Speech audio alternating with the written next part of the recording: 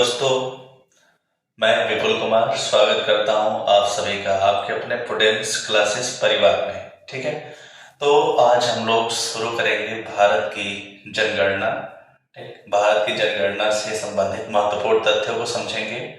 और जो ये भारत की जनगणना है, आपके किसी भी एग्जाम में इससे एक दो सवाल जरूर ही पूछ लिए जाते हैं, तो बिल्कुल आप लोग इसके नोट्स बनाकर तैयार रखिएगा। ठीक, तो शुरू करते हैं हम लोग टॉपिक भारत की जनगणना। भारत की जनगणना, भारत की जनगणना 2011 के अनुसार। ठीक, 2011 के भारत की जनगणना पढ़ेंगे। सबसे पहले समझिए, जो जनगणना था, जनगणना संबंधी सिद्धांत अगर आपसे पूछ लिया जाए, जनगणना संबंधी सिद्धांत सबसे पहले किसने दिया था, तो देने वाला व्यक्ति था माल्थस।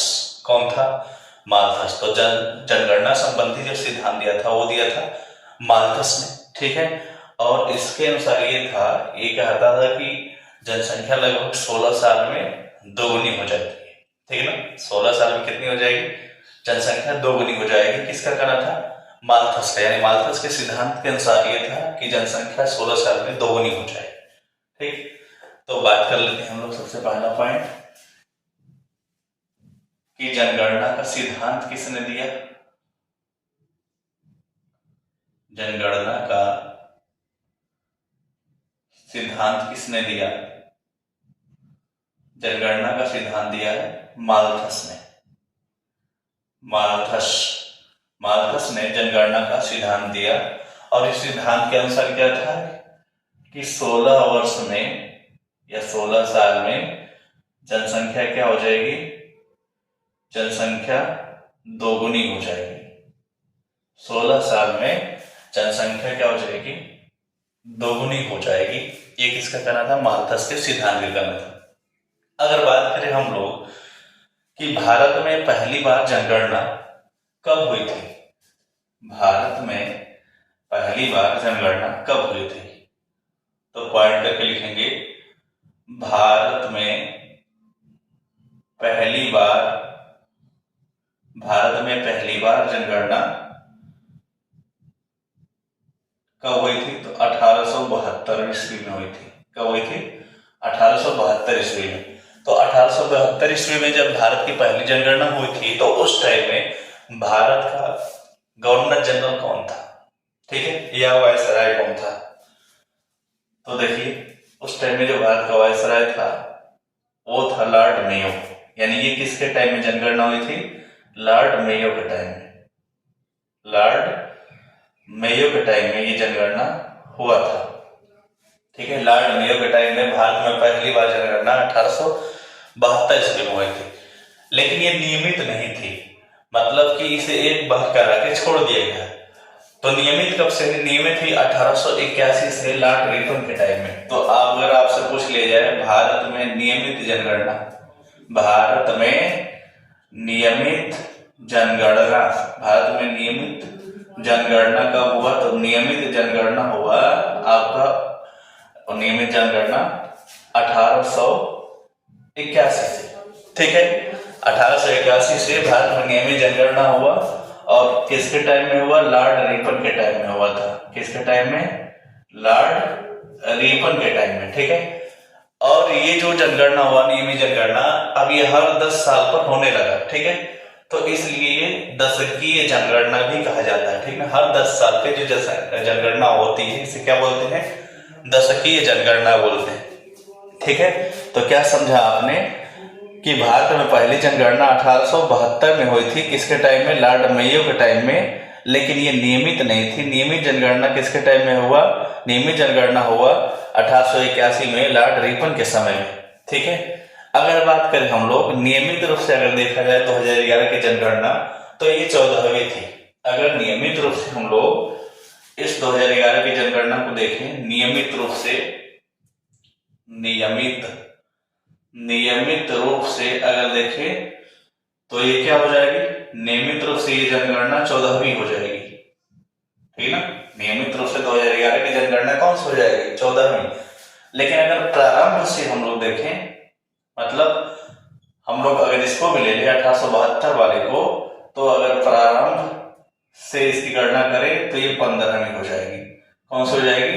15वीं। तो नियमित रूप से 14वीं और प्रारंभ से हो जाएगी ये 15वीं। ठीक है, बात है समझ में।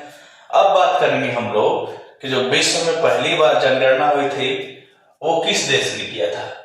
ठीक है, अगर आपको पता है तो कमेंट सेक्शन में जरूर बताइए। ठीक, तो विश्व में जो पहली बार जनगणना हुआ था वो स्वीडन में हुआ था। ठीक है, तो यहां पर मैं लिख देता हूं, विश्व में पहली बार जनगणना किस देश में हुआ था? तो वो देश था स्वीडन। ठीक है, कौन सा देश था? स्वीडन।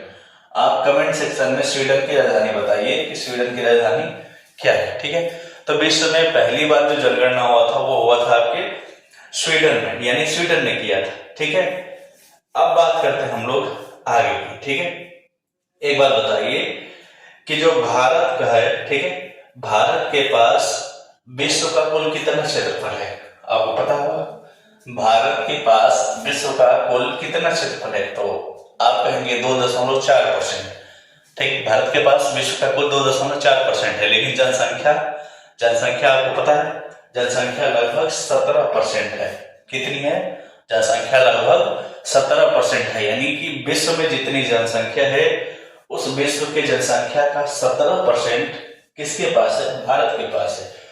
तो मैं यहाँ पे पॉइंट करके लिख रहा हूं कि जो भारत है, भारत जो है इसके पास जो क्षेत्रफल है, ठीक है, भारत के पास जो क्षेत्रफल है, यह क्षेत्रफल विश्व के क्षेत्रफल का कितना परसेंट है? तो आप कहेंगे 2.4% है, 2.4%।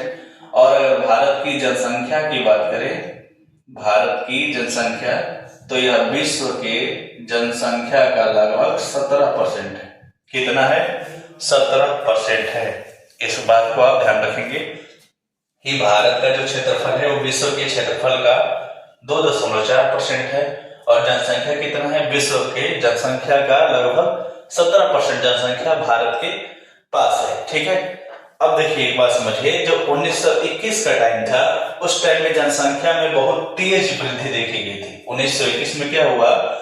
जब 1921 का टाइम था तो 1921 में जनसंख्या में तीव्र वृद्धि हुई थी। क्या हुआ था? जनसंख्या में तीव्र वृद्धि हुई थी और इस तीव्र वृद्धि को ही कहा जाता है, जो तीव्र वृद्धि हुई थी आपकी जनसंख्या में, इसी को हम लोग कहते हैं महान विभाजन वर्ष। क्या बोलते हैं? महान विभाजन वर्ष बोलते हैं। तो आपसे पूछेगा किस वर्ष को महान विभाजन वर्ष बोलते हैं? तो तीव्र वृद्धि के कारण 1921 को क्या बोला जाता है? महान विभाजक वर्ष या महान विभाजन वर्ष। ठीक है, इसे क्या बोलते हैं? महान विभाजन वर्ष बोला जाता है। ठीक, उसी तरह आपका फिर होता है एक बार और, ठीक है, जिसे लघु विभाजन वर्ष बोलते हैं। ये कब होगा? ये होगा 1951 में। ठीक है, तो 1951 में फिर से जो जनसंख्या में थोड़ी वृद्धि होगी, इसे बोला जाता है लघु विभाजन वर्ष। लघु विभाजन वर्ष बोला जाता है। ठीक है, तो आपको ध्यान क्या देना है कि 1921 में जो जनसंख्या में तीव्र वृद्धि हुई उसे बोला गया महान विभाजन वर्ष, और 1951 को किस नाम से जानते हैं हम लोग? तो लघु विभाजन वर्ष के नाम से जानते हैं। ठीक है, बात है समझ में। तो इस बात को आप ध्यान में रखिएगा। तो चलिए एक बार रिवीजन करते हैं इसका। जनगणना का सिद्धांत किसने दिया था? क्या बताएंगे? माल्थस ने दिया था। इस सिद्धांत के अनुसार क्या था कि 16 वर्ष में जनसंख्या क्या हो जाती है? दोगुनी हो जाएगी। फिर भारत में पहली बार जनगणना कब हुआ? 1872 ईस्वी में। किसके काल में? लॉर्ड मेयो के काल में। और नियमित रूप से जनगणना कब हुआ? 1881 में, लॉर्ड रिपन के टाइम में। नियमित रूप से अगर देखा जाए तो ये जो जनगणना थी ये 14वीं थी 2011 वाली, और अगर प्रारंभ से देखें यानी 1872 को शामिल कर लें तो ये 15वीं हो जाएगी। विश्व में पहली बार जनगणना किस देश ने कराया था? तो स्वीडन ने कराया था। अगर बात करें भारत में जो विश्व का क्षेत्रफल है उसका कितना क्षेत्रफल है? तो आप कहेंगे 2.4%, लेकिन जनसंख्या देखिए कितनी है? भारत में वो 17% है विश्व की जनसंख्या का। 1921 को हम किस नाम से जानते हैं? महान विभाजन वर्ष के नाम से जानते हैं। और 1921 को महान विभाजन वर्ष और 1951 को लघु विभाजन वर्ष के नाम से जानते हैं। ठीक है, तो बढ़ते हैं अब हम लोग अगले पार्ट की ओर। अब हम लोग देखेंगे 2011 के महत्वपूर्ण आंकड़े। ठीक है, तो चलिए बढ़ते हैं अपने अगले।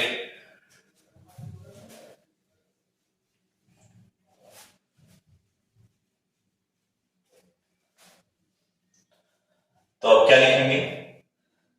भारत की 2011 की जनगणना के महत्वपूर्ण आंकड़े या महत्वपूर्ण तथ्य। तो यहां पे मैं लिख रहा हूं महत्वपूर्ण आंकड़े, महत्वपूर्ण आंकड़े। ठीक है, महत्वपूर्ण आंकड़े। ठीक, तो सबसे पहले समझिए जनसंख्या में सबसे बड़ा राज्य कौन सा है? भारत में जनसंख्या की दृष्टि से, जनसंख्या की दृष्टि से भारत का सबसे बड़ा राज्य, जनसंख्या की दृष्टि से भारत का सबसे बड़ा, भारत का सबसे बड़ा राज्य कौन सा हो जाएगा? तो आप कहेंगे उत्तर प्रदेश यानी यूपी जनसंख्या की दृष्टि से भारत का सबसे बड़ा राज्य है, यानी प्रथम स्थान पर है। दूसरा कौन सा हो जाएगा? दूसरा हो जाएगा आपका महाराष्ट्र। दूसरा कौन सा हो जाएगा?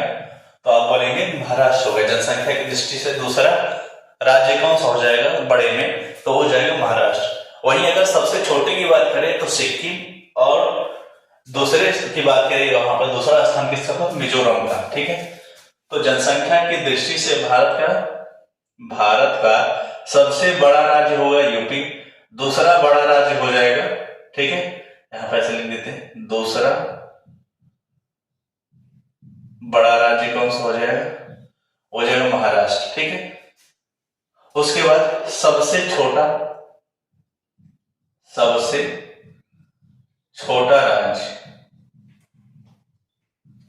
ठीक है, सबसे छोटा राज्य कौन सा हो जाएगा? ठीक है, जनसंख्या में सबसे छोटा राज्य हो जाएगा सिक्किम। जनसंख्या में सबसे छोटा राज्य हो जाएगा सिक्किम। और इसी में अगर बात करें दूसरा छोटा राज्य कौन सा होगा, तो दूसरा छोटा राज्य हो जाएगा मिजोरम। दूसरा छोटा राज्य हो जाएगा मिजोरम। पहला छोटा राज्य हो जाएगा जनसंख्या में सिक्किम, दूसरा हो जाएगा आपका मिजोरम। अगर वही बात करें क्षेत्रफल की दृष्टि से भारत का सबसे बड़ा राज्य, क्षेत्रफल की दृष्टि से भारत का सबसे बड़ा राज्य, क्षेत्रफल की दृष्टि से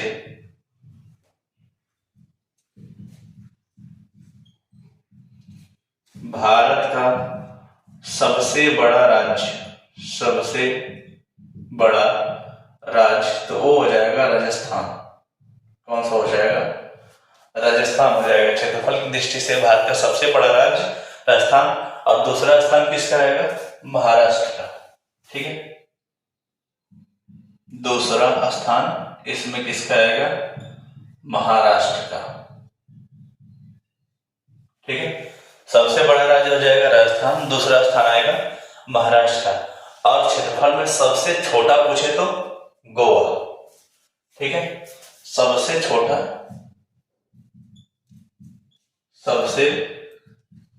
राज्य कौन सा हो जाएगा? तो आप बोलेंगे गोवा। ठीक है, सबसे छोटा राज्य हो जाएगा गोवा। ठीक है, अब इसी में अगर साक्षरता की तरफ आगे बढ़े तो सबसे ज्यादा साक्षरता वाला राज्य कौन सा हो जाएगा? केरल। ठीक, पॉइंट को नोट करते रहेंगे। सर्वाधिक साक्षरता वाला राज्य कौन सा हो जाएगा? साक्षरता वाला राज्य ये हो जाएगा आपका केरल।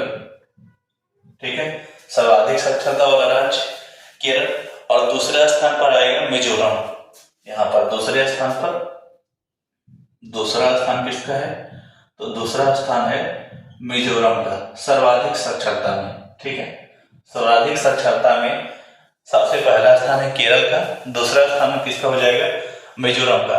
और अगर बात करें सबसे कम साक्षरता वाला राज्य तो हो जाएगा बिहार, और उसके दूसरे स्थान पर है अरुणाचल प्रदेश। तो अगला पॉइंट, सबसे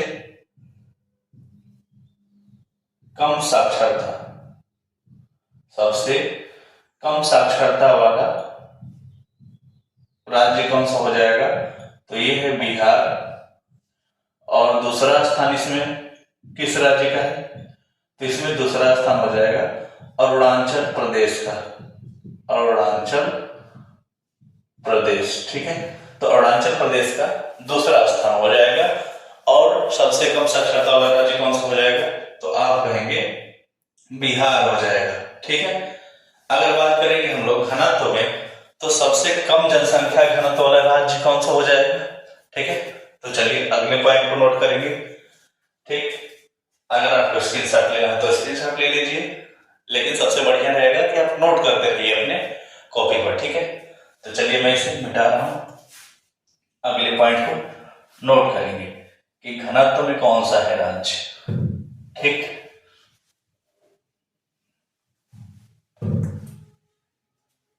अगर आपको लगे कि मैं ज्यादा धीरे पढ़ा रहा हूं तो आप अपनी स्पीड बढ़ा सकते हैं। ठीक है, आप 1.5 कर सकते हैं। ठीक है, ये चीजें ना आपकी मर्जी। तो चलिए देखते हैं सबसे कम जनसंख्या घनत्व वाला राज्य कौन सा हो जाएगा, वो हो जाएगा अरुणाचल प्रदेश। दूसरा स्थान किसका आएगा, मिजोरम का। ठीक, तो लिखते हैं हम लोग सबसे कम जनसंख्या घनत्व वाला राज्य कौन सा हो जाएगा, अरुणाचल प्रदेश, अरुणाचल प्रदेश।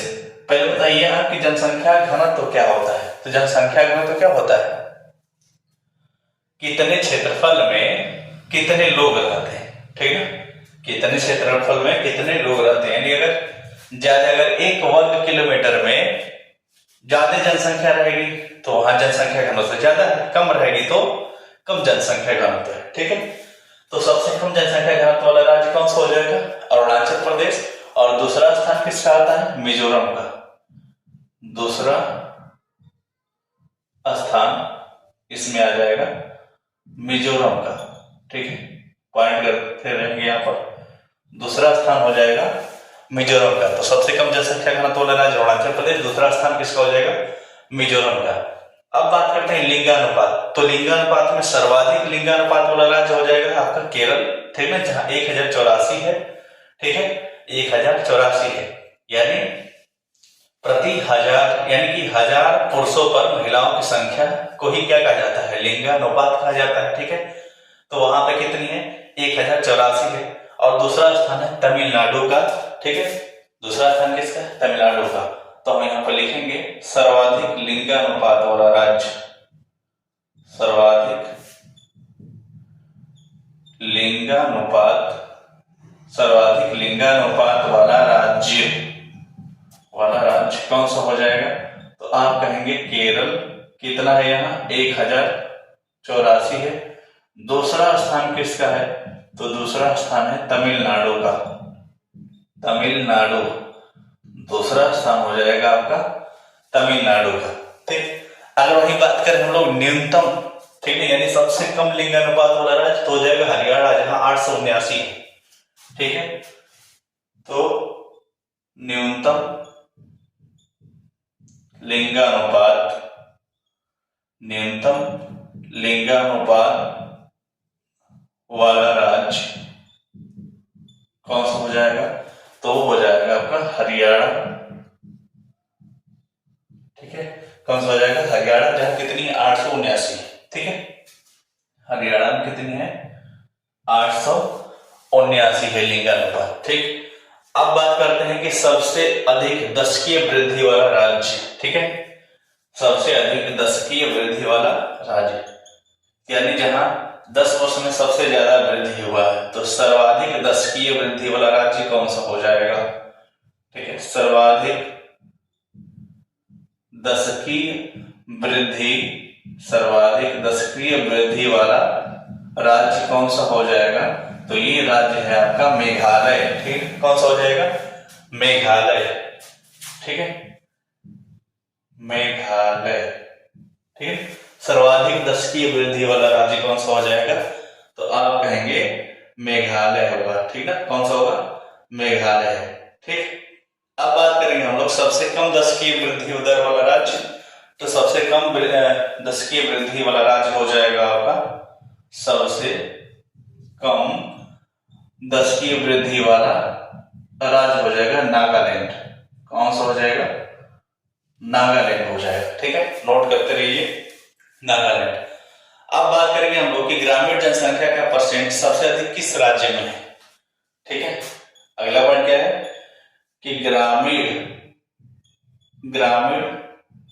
जनसंख्या का प्रतिशत सर्वाधिक किस राज्य में है? सबसे अधिक। ठीक है, किस राज्य में है? तो आप कहेंगे ये हो जाएगा हिमाचल प्रदेश। किस में होगा? हिमाचल प्रदेश। तो हिमाचल प्रदेश में क्या है? सर्वाधिक ग्रामीण जनसंख्या का प्रतिशत है। कहां पर? हिमाचल प्रदेश में। और नगरीय जनसंख्या का प्रतिशत सबसे अधिक कहां है?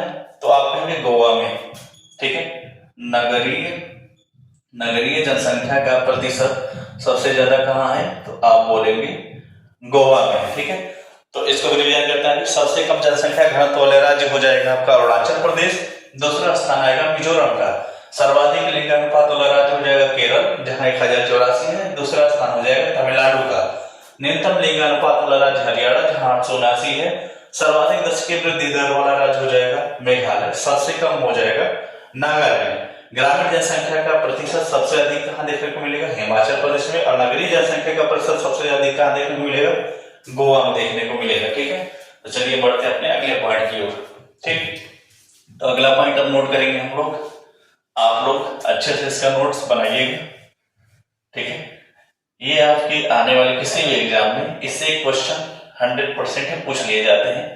ठीक, तो 1 नंबर तो इससे पक्का है, ये ध्यान रखिएगा।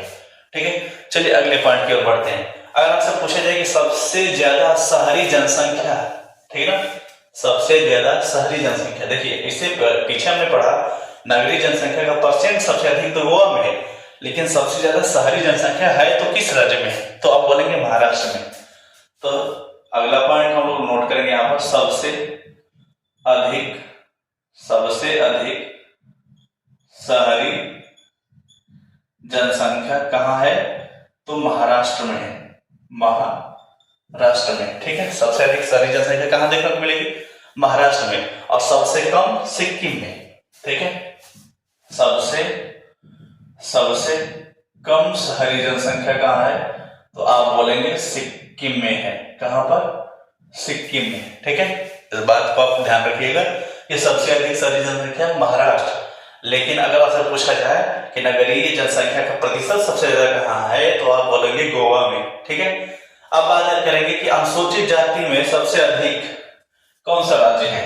ठीक है, अनुसूचित, सर्वाधिक अनुसूचित जाति वाला राज्य, सर्वाधिक अनुसूचित।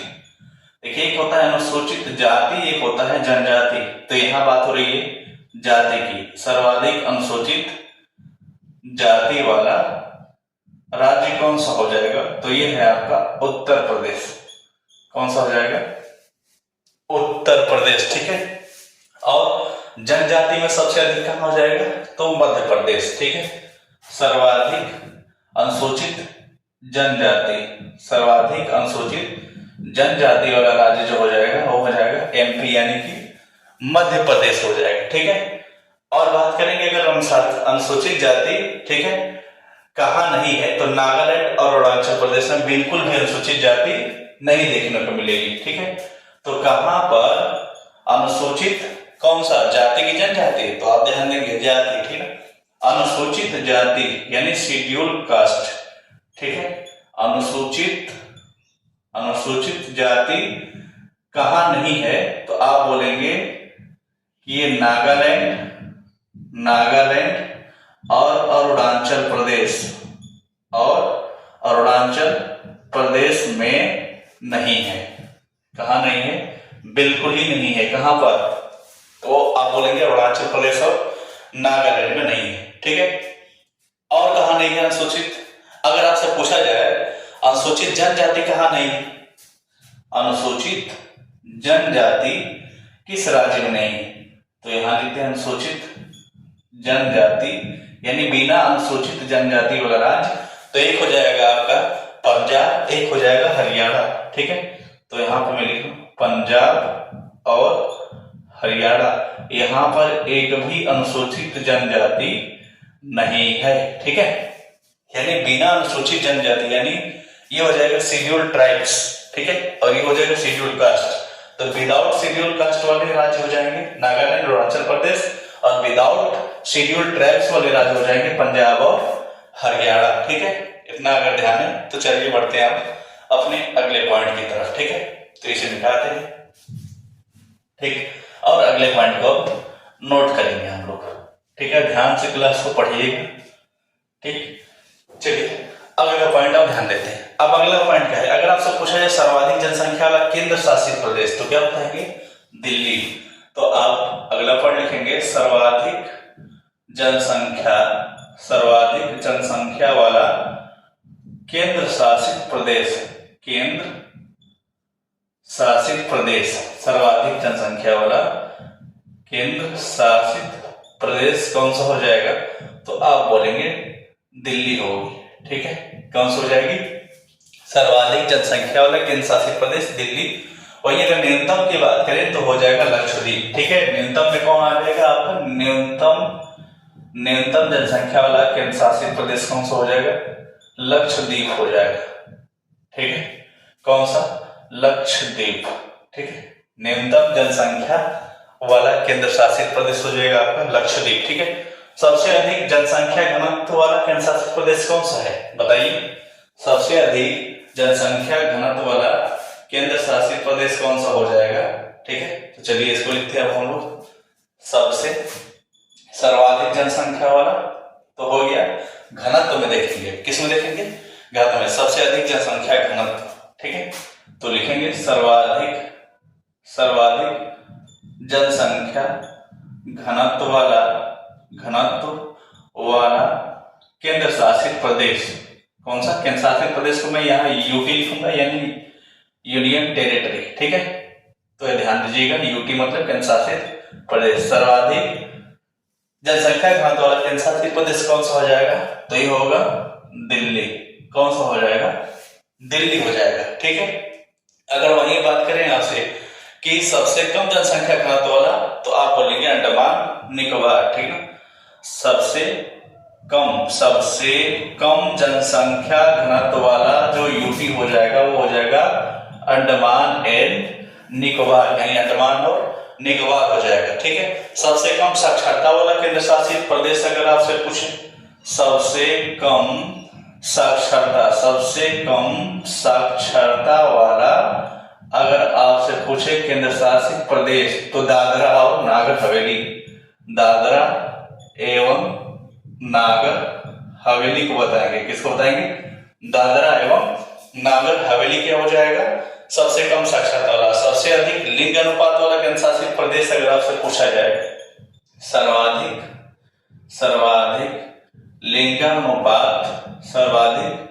लिंगानुपात किस यूटी का है? ठीक है, लिंगानुपात वाला कौन सा हो जाएगा केंद्र शासित प्रदेश? तो सर्वाधिक लिंगानुपात वाला केंद्र शासित प्रदेश हो जाएगा पुदुचेरी। कौन सा हो जाएगा? पुदुचेरी क्या हो जाएगा? सर्वाधिक आपका लिंगानुपात वाला केंद्र शासित प्रदेश हो जाएगा। और सबसे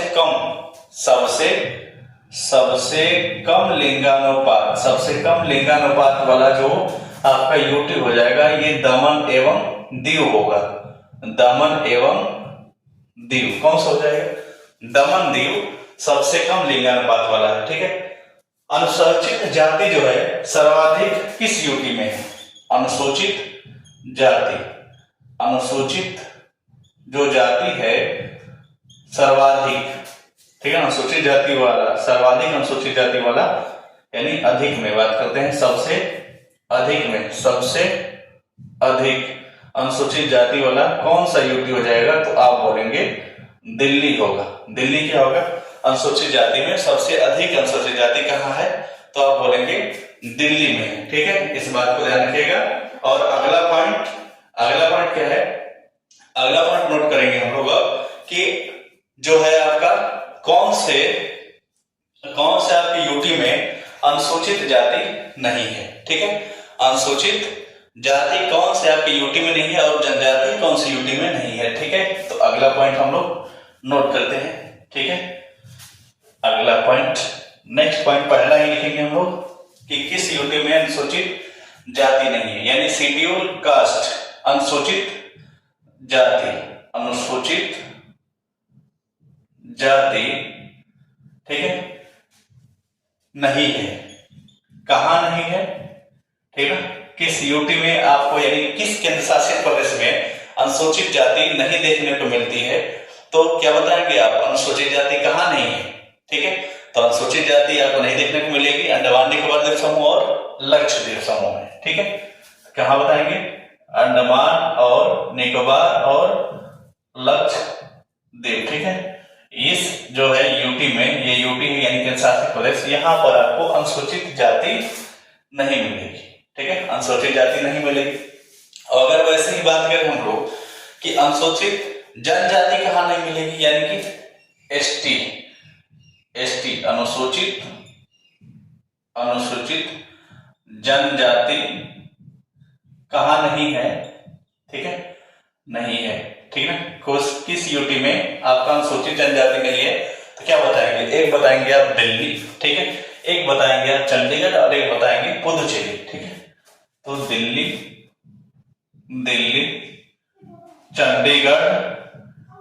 चंडीगढ़ और पुदुचेरी। ठीक है, ये ऐसी यूटी है जहां पर एक भी अनुसूचित जनजाति आपको नहीं देखने को मिलती है। ठीक है, अब बात करेंगे भारत की कुल जनसंख्या 2011 के अनुसार कितना है। भारत की कुल जनसंख्या 2011 के अनुसार कितनी है, तो आप बताएंगे 121 करोड़। लगभग कितनी है, 121 करोड़ भारत की कुल जनसंख्या है, जो विश्व की जनसंख्या का कितना परसेंट है, यह जो है 121 करोड़। ठीक है, ये विश्व की जनसंख्या का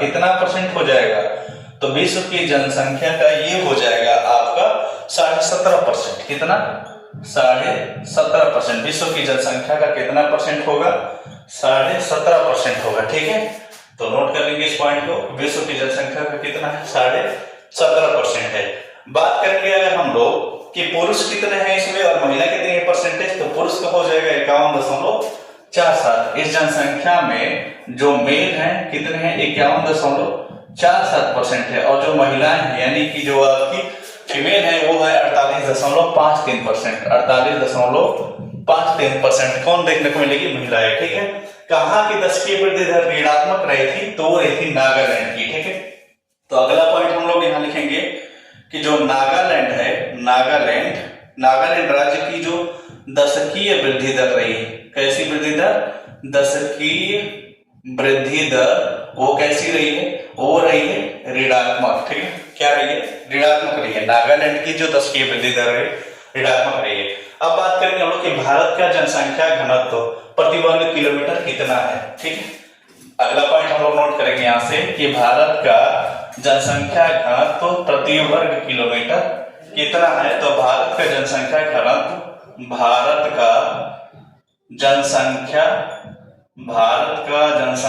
घनत्व जो है प्रति वर्ग किलोमीटर कितना है, 382 प्रति वर्ग किलोमीटर।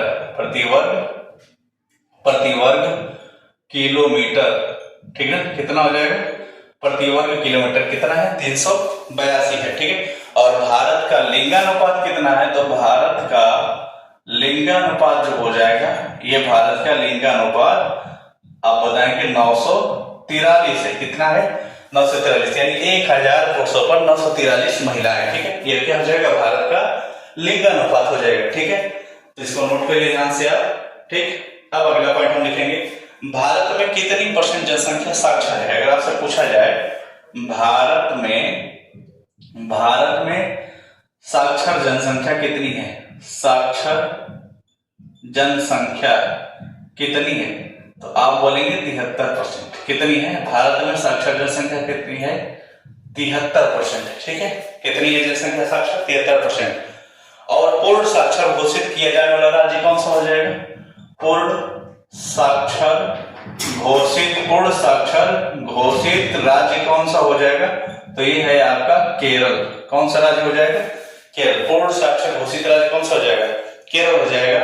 और भारत में कितनी परसेंट जनसंख्या झुग्गी झोपड़ी में रहती है, ठीक है, झुग्गी झोपड़ी में रहने वाली जनसंख्या कितनी है, झुग्गी झोपड़ी में रहने वाली जो जनसंख्या है कितनी है, ठीक है, 2011 की जनगणना के अनुसार सब चल रहा है, ठीक ना।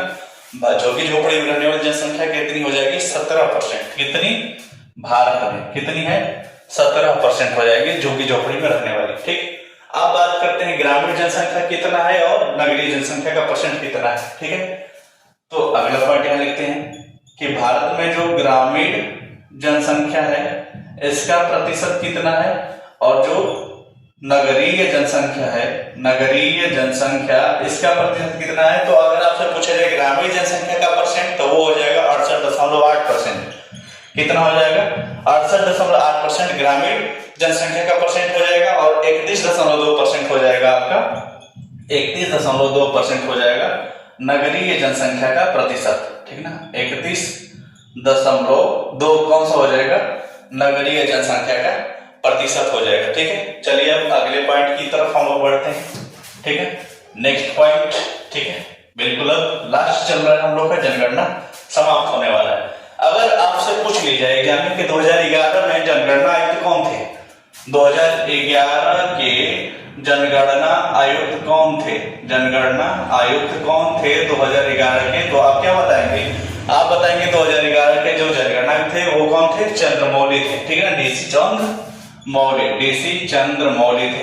ठीक है, डीसी चंद्रमौली क्या हो जाएंगे, 2011 के जनगणना आयुक्त हो जाएंगे। ठीक है, अब बताएंगे आप कि जनगणना कौन सी थी। ठीक है, तो ये जनगणना थी 15वीं और स्वतंत्र भारत की 7वीं। ठीक है, ये जो जनगणना थी, ठीक है, जो भारत की 2011 की ये जो जनगणना है, ये इसका क्रम क्या है, तो इसका क्रम है 15वीं। ठीक है ना, शुरुआत से।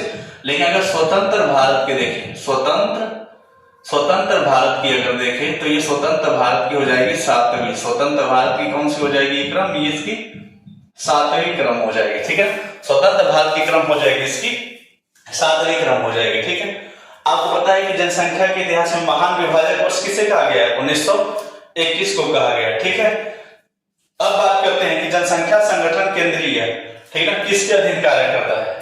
ठीक है, जनसंख्या संगठन किसके अंतर्गत काम करता है, जो जनसंख्या संगठन है यह किसके अधीन काम करता है, तो आप बताएंगे केंद्रीय गृह मंत्रालय के अधीन काम करता है। ठीक है ना, किसके अधीन काम करता है, ये केंद्रीय गृह मंत्रालय के अधीन काम करता है। ठीक है, तो यहां लिख देते हैं हम लोग केंद्रीय गृह मंत्रालय के अधीन क्या करता है, ये कार्य करता है, अधीन कार्य करता है। ठीक है, केंद्रीय गृह मंत्रालय के अधीन कार्य करता है जनसंख्या संगठन। ठीक है, अब लास्ट पॉइंट लिखते हैं कि 2011 का आदर्श वाक्य क्या है जनगणना का। 2011 की जनगणना का आदर्श वाक्य क्या है, एग्जाम में कई बार पूछ लिया जाता है आदर्श वाक्य। ठीक है, तो 2011 की जनगणना का आदर्श वाक्य क्या है, आदर्श वाक्य हमारी जनगणना हमारा भविष्य, हमारी जनगणना हमारा भविष्य, इसका क्या है आदर्श वाक्य है। ठीक है, तो इस तरह से हम लोग भारत की जनगणना को क्या करते हैं, समाप्त करते हैं। ठीक है, ठीक, अब मिलेंगे हम लोग नेक्स्ट वीडियो में। अच्छे से पढ़ाई करिए, मन लगा पढ़ाई करिए, क्योंकि यूपी पुलिस अब बहुत नजदीक है। ठीक है, और बाकी एग्जाम भी आप देख रहे हैं, रेलवे के भी एग्जाम की घोषणा हो चुकी है, एलपी का जो आपका जून अगस्त में होगा, ठीक है, उसका सेकेंड स्टेज सितंबर में हो जाएगा, और आपका जो है टेक्नीशियन का भी, ठीक है, टेक्नीशियन का नोटिफिकेशन आपको देखने को मिलेगा। ठीक है, तो टेक्नीशियन का लगभग 9000 के आसपास पद देखने को मिलेगा। अब रेलवे शायद हर साल निकालेगी, जैसा उसका स्टेटमेंट है, हर साल निकालने की कोशिश करेगी रेलवे की वैकेंसी, अब हर वर्ष आएगी। ठीक है, तो बिल्कुल तैयारी लग रही है। अगस्त में आपका जेडी भी है, तो तैयारी बिल्कुल मत छोड़िए। ठीक ना, जब आपने शुरू कर दिया है तब तक नहीं रुकना है, जब तक एकदम सफल नहीं हो जाना है। ठीक है, तो बिल्कुल मन लगा के पढ़ाई करिए, माँ बाप के सपनों को पूरा करिए। ठीक है, इसी के साथ धन्यवाद। ठीक है, मिलते हैं नेक्स्ट वीडियो में।